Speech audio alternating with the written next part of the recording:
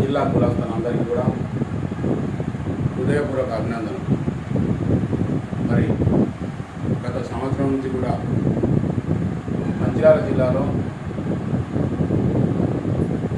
భూమి కొనుగోలు కొరకై అందరూ కూడా మమేకమై ఏదైతే భూసేకరణ కమిటీ వేశామో వారందరూ కూడా ఎంతో కష్టానికి వచ్చి అందరి బంధువులతో కూడా సమన్వయంతో మర్యాదపూర్వకంగా కూడా ఇల్లులకు తిరిగి వారు భూసేకరణ చేయడం జరిగింది.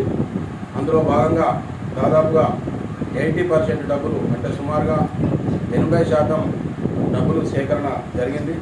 మరి కొన్ని అనివార్య కారణాల వల్ల ఇంకొక 20% డబ్బుల కోసం మరి మేమందరం కూడా జిల్లాలో ఉన్న రాష్ట్ర కమిటీ సభ్యులు, అదేవిధంగా భూసేకరణ కమిటీ సభ్యులు, అదేవిధంగా జిల్లా కమిటీ సభ్యులు అందరూ కూడా మరి సానుకూలంగా స్పందించి మరి విడివిడిగా ఉంటే మనకు నష్టం వాటిల్లుతుందని చెప్పి గమనించి మేమందరం కూడా ఐక్య భావన కొద్దీ ఉండాలన్న ఆకాంక్ష కొద్దీ కూడా మేమందరం కూడా కలుసుకోవడం జరిగింది.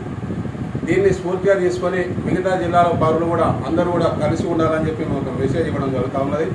అదేవిధంగా ఈరోజు జక్కం రవీందర్ వారింటికి వచ్చేసి మరి మేము అడిగిన వెంటనే వారు కూడా ఒక 10,000 రూపాయలు ఆర్థిక సహాయము ఈ యొక్క జిల్లా కమిటీకి అందించడం జరిగింది.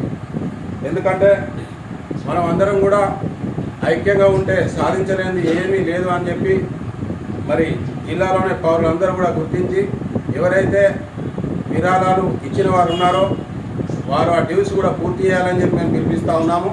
అదేవిధంగా ఇంకా ఎవరైతే ఈ యొక్క విరాళాలు రాయని వారు తటస్థంగా ఉన్న మన జిల్లాలో ఉన్న గాళ్ళ కులస్తులందరూ కూడా మరి ప్రతిస్పందించి మరి ఈ యొక్క జిల్లాలో భూమి కొనుగోలు కొరకై ఏదైతే విరాళాలు సేకరించామో దానిలో మొత్తంగా ఇంకా 20% కూడా మిగతా వారు ఇవ్వాలని చెప్పి మేము పిలుపునిస్తూ ఉన్నాం. జై గాళ్ళ.